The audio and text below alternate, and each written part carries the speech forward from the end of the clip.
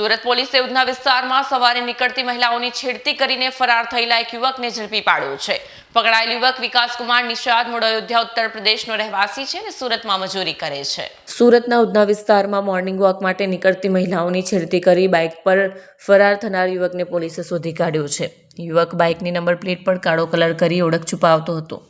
સીસીટીવીના આધારે તપાસ બાદ PISN દેસાઈએ ખાસ ટીમ બનાવી અને સાદા વેશમાં વોચ ગોઠવી હતી. મહિલાને ટાર્ગેટ કરવાનો પ્રયાસ કરતી વેળાએ પોલીસે ફિલ્મી ઢબે પીછો કરી યુવકને દબોચી લીધો. ધરપકડ થયેલા યુવકનું નામ વિકાસકુમાર નિષાદ છે, જે મૂળ ઉત્તર પ્રદેશનો રહેવાસી અને હાલ સુરતમાં મજૂરી કામ કરતો હતો.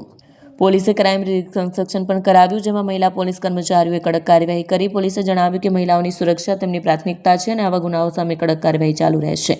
ઉધના પોલીસ સ્ટેશન વિસ્તારમાં ઉધના પોલીસને એક ખાનગી ફરિયાદ મળેલી હતી કે કોઈ અજાણ્યા માણસ દ્વારા સવારના સમયમાં જે મહિલાઓ મોર્નિંગ વોક કરવા માટે નીકળે છે તો કોઈ યુવાન દ્વારા મહિલાઓની છેડતી કરવામાં આવી રહી છે તેવી ખાનગી ફરિયાદના આધારે પોલીસે વોચ ગોઠવેલી હતી અને છેલ્લા 3 દિવસથી પોલીસ વોચમાં બેઠી. તે દરમિયાન CCTV એનાલિસિસ અને ખાનગી માહિતી દ્વારા આરોપી આઈડેન્ટિફાઈ કરીને આરોપીને પકડી લેવામાં આવેલો છે.